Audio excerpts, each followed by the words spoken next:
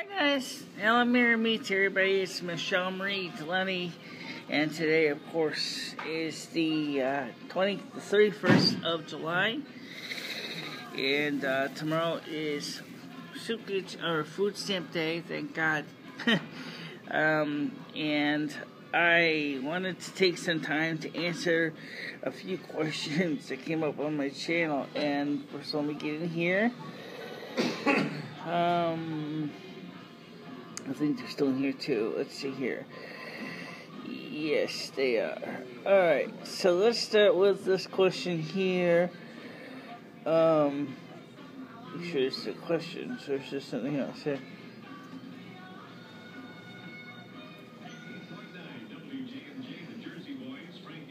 Okay, so here it is.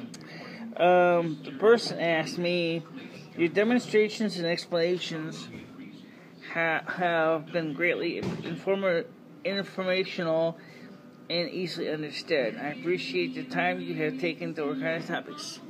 Thank you very much. Okay, I'm going to talk about the order real quick. And the person says, Kenny at Sweetwater works Monday through Friday. I expect to hear from him late today on the order. I will sure keep you updated. Okay. Now here's the comment. You are so smart about electronics and cables and so on. Did you study this formerly, or has this always been a hobby? I can make a stereo cable and an Ethernet cable, and that's about it. Well, actually, I do have some formal training, as I mentioned in an email response to the individual, but I didn't go into a lot of detail on that. So let me talk about that today. I started out, I was a very precocious little kid, trust me. If it had a mains plug, I took it to bits.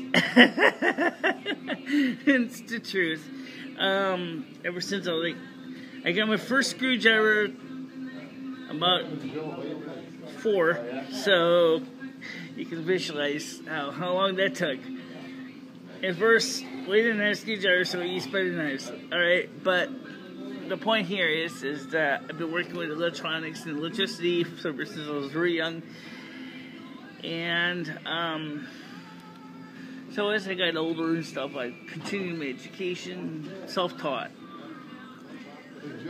Then I went to some formalized school for a little while to become an electrical engineering person for Waterbury State Technical College, where I studied electrical engineering. This is the only official formalized engineering courses I ever had. And I did great in everything. I did great in AC electric, studied DC fields, but I had a hard time because we had to pass the physics requirement.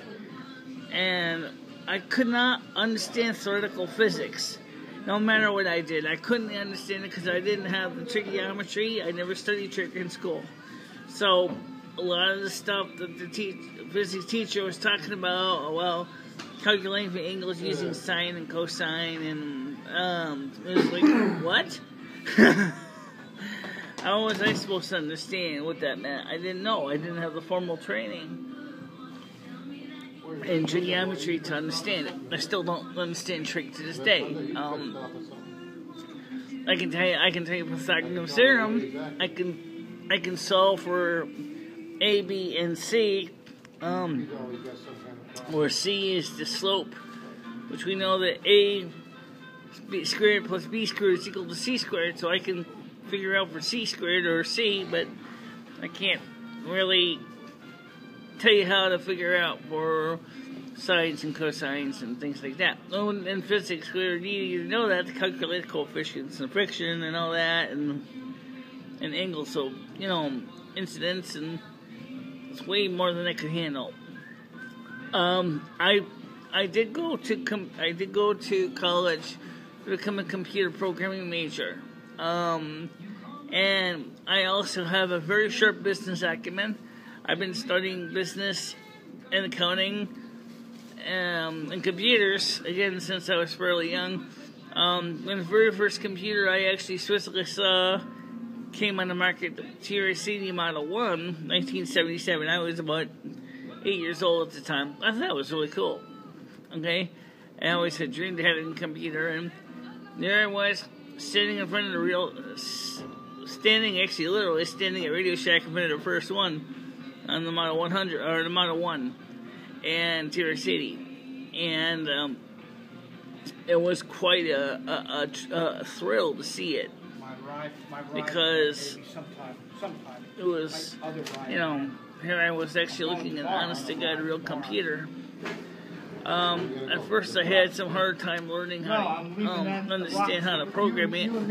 My sister actually kind of got me into BASIC, because when I got my first Timex Sinclair 1000, which was my very first computer, back in 1982, my sister was the one who actually kind of got me started with BASIC after I kind of got a little bit frustrated with it, because I didn't get a chance to read through the book, and I didn't really quite get it in the book. My sister aced it, I understand what she's doing, she said, So then she starts writing simple programs that do endless things, and I said, because, Timex Sinclair 1000, you don't even type the word, say, let, the verb called let. Let A equal 5. You say, you press the line, you put the number 10, and then you hit the L key for, I think that's L key for let, and then the word let comes up, and then you enter A, and then you use the equal key, which is another function key, and then you hit 5. So, in one sense, it was a labor-saving device that Clive Sinclair came up with, but it was also, unfortunately, made things very hard. So after I started wetting my whistle, so to speak, I went ahead to the library and I started borrowing books, on programming in BASIC, and there was a lot of good examples that you all used read and data statements. And the problem was, the Timex Sinclair 1000 did not have a read or data statement. Okay, so there was no easy way to enter the values you need to enter into the computer. There was a peek and poke command, but there was no read and data, so obviously making a machine language loader was a nightmare. And I still don't know how you would do it to this day. Despite my best, trying to understand how it would work. But that was how I got into the computers. But as I said, the electrical and electronics I've been getting involved with since I was very young. I love photography, and I studied photography, and I did my best to learn about cameras and film and pictures and darkroom and everything on my own. I did have one semester of photography class just to kind of improve my techniques just a little bit, but it really wasn't a lot of time, but I took it anyway. I enjoyed it immensely with Mr. Dimitri at Northwestern Connecticut Community College, which is not that far from my house. We could talk about digital photography too, but I don't really have any digital photography experience. I didn't get into digital photography until I got my iPhone 3GS, and then I started getting into it a little bit, but to me, it's just not photography at all. Photography for me is actually load up a roll, put a roll of film in the camera, and meter it and shoot it. That's me. That's what I like to see photography. When I see digital photography, I see it as another medium that is just not it's just not compatible with my tastes. What do I still do now to learn? Read, watch videos, and experiment. And what am I doing now for technical training? I am learning about, I'd like to study to get certified as an electrician for UK wiring and British wiring codes. I've already aced basic American codes for electrical wiring, so I'm learning how to wire British things and British electrical circuits, so that if I ever decide to immigrate to the UK, I could go ahead and take their electrical code test and pass that, and then I could probably be certified electrical technician to wire mains, outlets, and repair equipment and stuff like that, as I'd like to do. But you might be asking yourselves, how the hell does your eyesight screw it up? Oh yes, it does, trust me. First of all, the biggest problem I have is I'm already legally blind anyway. I can't see that well. Even when I didn't have a cataract in my right eye. Okay, I couldn't see that well. I can't drive a car, and for that reason, that kind of throws a lot of perspective and blur off, because they're saying to themselves as, gee, Michele, you're so smart, you're so talented, it's just too bad you can't drive a car in my fleet of vans from my company. I really would like to have you on the payroll. But, you know, you also concerned about your eyesight, but you got the smarts. And that's a problem. And in the computer field, it's not any easier, because the way the computers now are set up, they're set up so that they're huge monitors and lots and lots and lots of screen real estate. I can barely track my own mouse on my small 10 or 1280 by 1024 screen. Never mind trying to track a mouse on a screen that's like a 21 by 9 screen or anything like that, or 16 by 9 when you got the resolution is set to 4K, 8K. I would have a really hard time seeing the little mouse. But, you know, I still love learning, so I always will be. The pursuit of knowledge is very strong in my family. By the way, most of my family members are into the woodworking trades. I'm the only one in my family that has certified electrical training. All the other members of my family are floor layers, carpenters, sheetrockers, rough carpenters, you know, for rough work, finished carpenters for laying floor laying, you know, floors like strip flooring you see in the building, tile workers. I can do all that too, because my father taught me woodworking and floor laying, so I know how to do floor laying and woodworking as well. I loved metal shop in school. By the way, for those of you who didn't know that, I did take a regular metal and wood shop, and I enjoyed it. I just much enjoyed art class. I took art for 4 years in a row, so obviously my art teacher knew me very well. Thank you very much, because I loved art class, and I stayed. No, I never flunked a class. I always did great in art class, but you know, I just enjoyed doing art, and I just enjoyed working wood and metal shop. I took wood and metal shop for 3 years, so you know, I know my way around both wood shop and metal shop. Thank you very much. Maybe I don't know all the very modern CNC stuff, but I certainly at least can tell you I know what a Bridgeport miller is. I know what a metal working lathe is. I know what a woodworking lathe is. I can tell you the difference between each, and I certainly can tell you how to set up a metal lathe. I can tell you how to set up a woodworking lathe. So it's really not that hard for me to do that. It's just something I enjoy doing. Getting into the trades.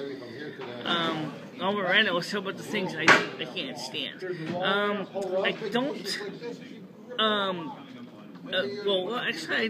don't have too many things I can't stand, except this. I cannot stand people who say that, oh, it's too hard, I can't do that, I don't want to learn it, I don't feel it's worth it. I'm going to tell you a secret. Sometimes I get my hands into things. I don't know what I'm doing, but at least I have an idea.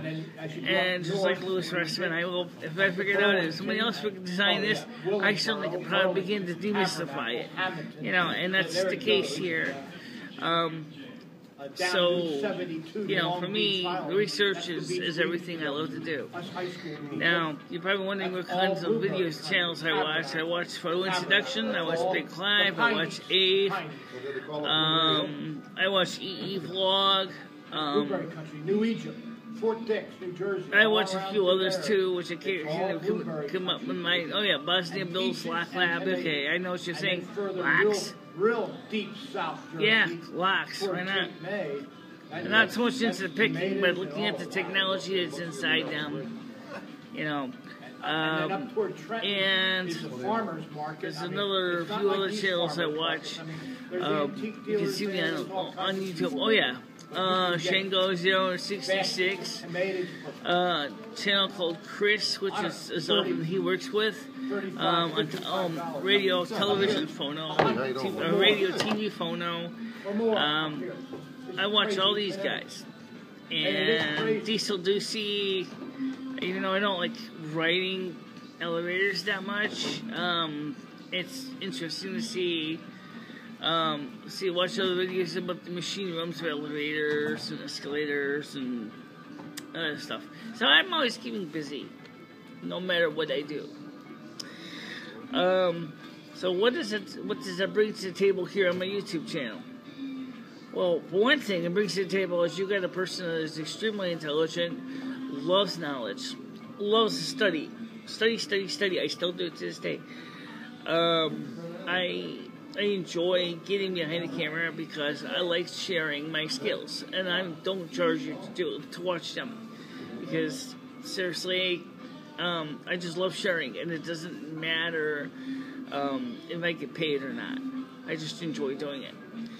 How do I get involved with the telephones? Same way I got involved with everything else, electricity.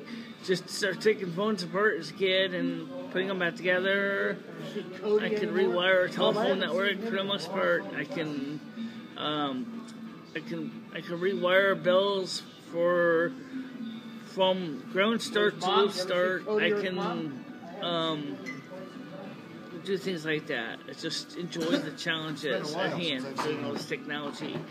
That's one of the reasons I have my own phone system, because I used to drive the local phone company crazy. Whenever I got a phone, I was always constantly plugging my phone into the switch to testing things at the central office. Now I don't have to bother the phone company anymore, as I got my own telephone switch. So basically I can go ahead and test phones and things like that without basically tying up a phone line from the central office, which makes them happy. I'm really into technology that lets more into the hands-on stuff. I love plug-in board. I love cordboard switchboards. I love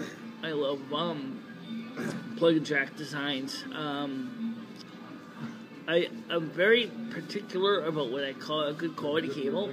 I don't like crappy shit, especially if it's something that's gonna constantly break at me. I don't like aluminum, copper-clad electrical wiring in extension leads, audio cords, because they seem to break very easily, whereas the copper seems a little more resilient for the same gauge. And that's the reason that I don't like cheap Chinesian crap. I don't really think I'm the only one that feels that way. Big Clive does too. He prefers working with actual copper wire instead of copper-clad aluminum, or what we say aluminium. And I personally,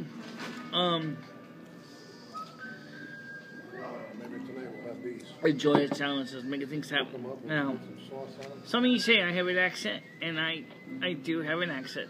And I don't know where it came from, but I do have an accent. And no, it's not a Connecticut Yankee accent. It's definitely a southern type accent. I went to Arkansas Bryce for blind for a year and a half in 1987 through 1980, late 1988, and I think that kind of ruined me a little bit, accent-wise, but ever since that day, I've always been kind of had an accent on me, so, yeah, I know it's kind of weird. People think I come from Alabama. No, we don't. I'm born and raised in Connecticut, actually. Well, so let's talk about the weather real quick. Since that is a vlog, this is what we do. So let's get to the weather. Okay. Let me refresh this.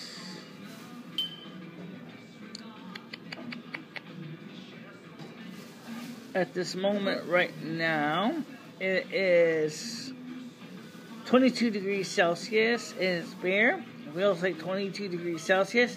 Humidity is at 61%. UV index is 4 or moderate. Dew point is 15 degrees Celsius. Sunrise is at 5:45 a.m. Sunset tonight will be at 8:11 p.m. Today's expected high is to be 29 degrees, 17 degrees Celsius as a low, with 20% chance of precipitation. On Tuesday, August 1st, 29 degrees, 16 degrees Celsius as a low, 9% chance of precipitation, mostly sunny.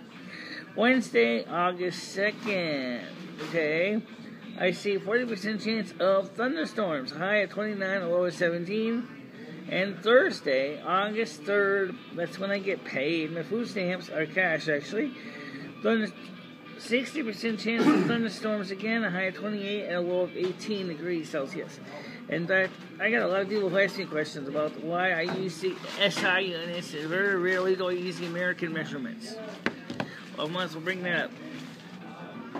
Because of the international standard measurement, the SI.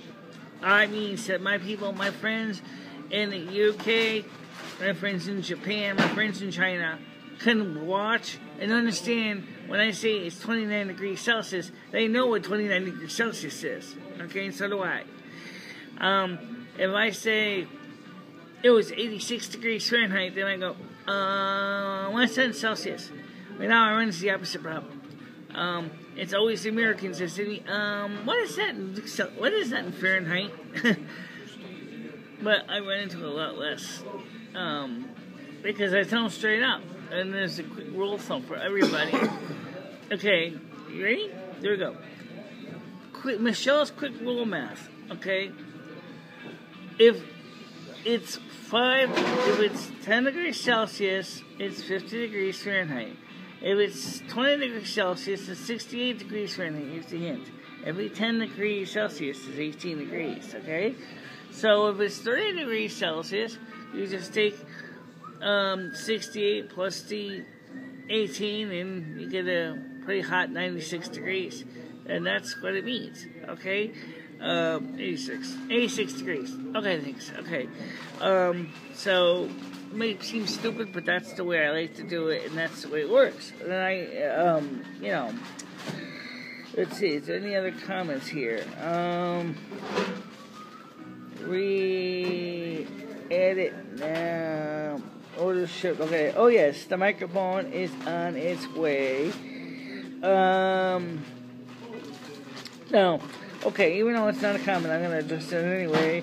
Last night, a couple of people on the better people on my channel, had asked me, if I was mad at them particularly for the threats. And no, I'm not mad at them for the threats. I just want to make sure we understand this. It's not easy to pick on one person or the other one for threatening the other person. So I'm just going to say this real quick.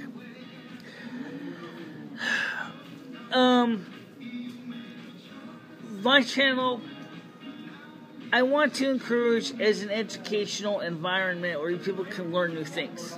Okay, so we understand that. And having people feel intimidated, threatened by somebody, I don't care who you are or who the attacker is. It doesn't matter, okay? I just want everybody to enjoy the chance to learn something and have a positive dialogue of what they're understanding, what they're learning. I'm not in the mood to have to sit there and babysit everybody. That's not going to happen. But the problem is because of the threatening nature of some of these comments that were said to this individuals.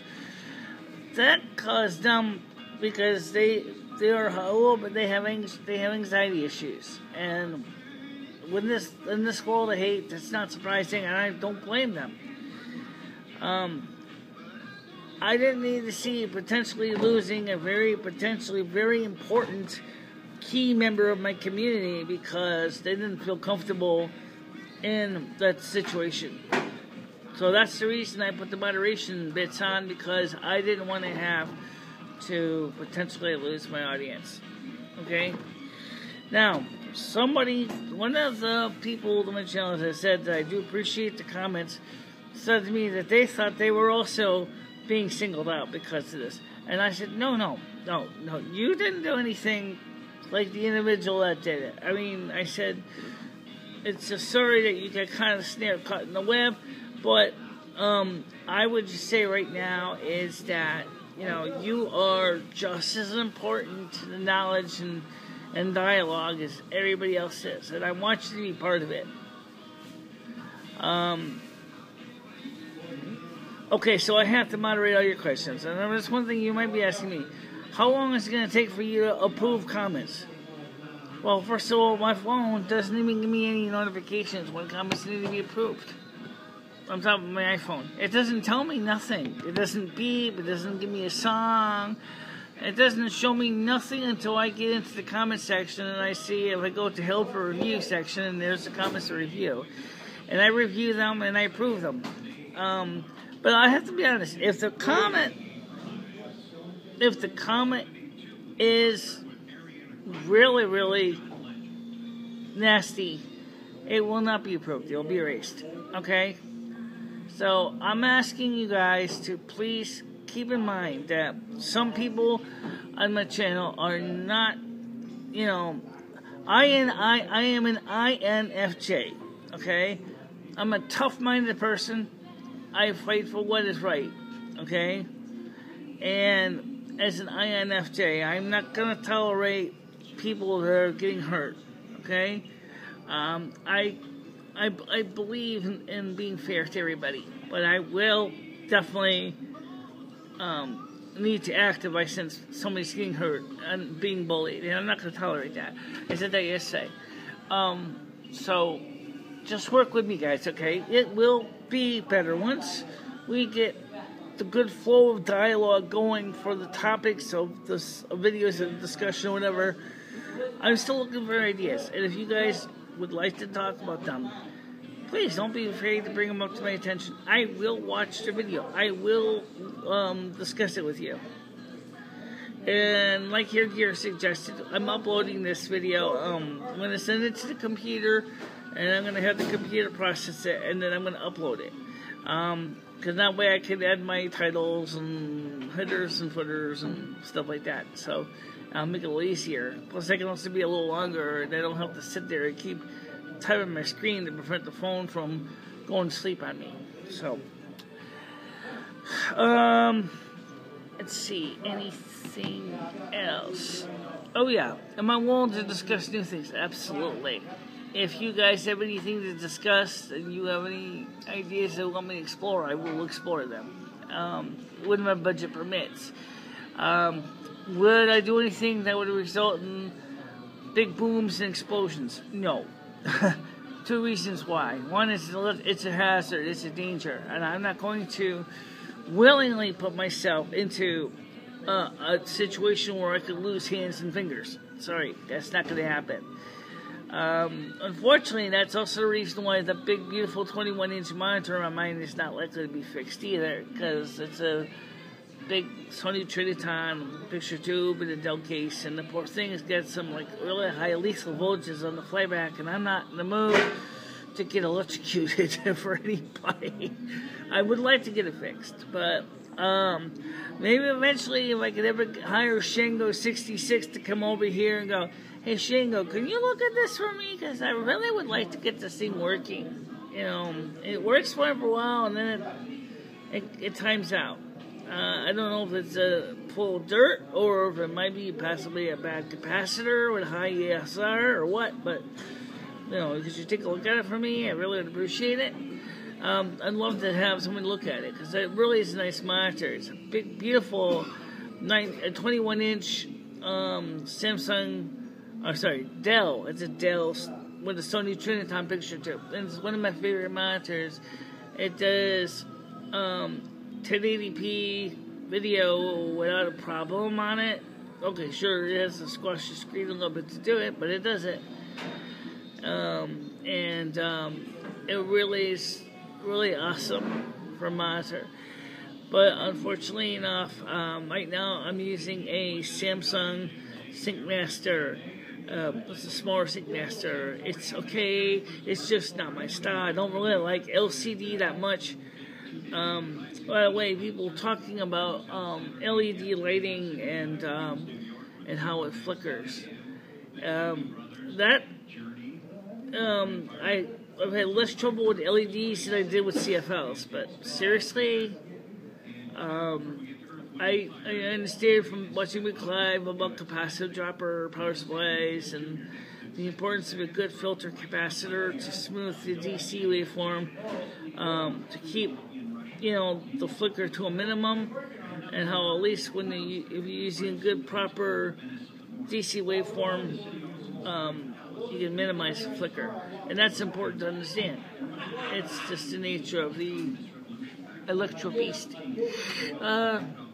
But still, so the SM11 is on its way, and I'm going to find out from the individual when my mixer is going to be here. I got a feeling the SM11 is going to probably be here a little sooner than the mixer, for two reasons. Number one, it's already just been shipped today, so I know it's been shipped, so the microphone. So I know that it'll probably be here today. Number two is with the United States. It's like in Michigan. So when that comes, I will gladly test it with or without the new equipment mixer. I'd like to test it with the new mixer, but for now, if I have to, I'll test it with the iRig Pre, and I'll test it with this is the iRig Pre cable, and here's the iRig Pre itself. So if I have to, I'll test it with the iRig Pre. Yeah, it gets kind of dirty and scratched up in here, but that's okay. And I'll see how it works. Then before the next time, as soon as it comes, then we'll do a vlog with it and see how it works for the next whole vlog. But for the time being, I want everybody to enjoy themselves. I want you to enjoy your learning. I want you to grow up and discover and discuss, and that's fine. I just ask you to keep it simple. That's all. And I'll see you guys tomorrow. I'll see you later, okay? Have a nice day, guys. Bye-bye.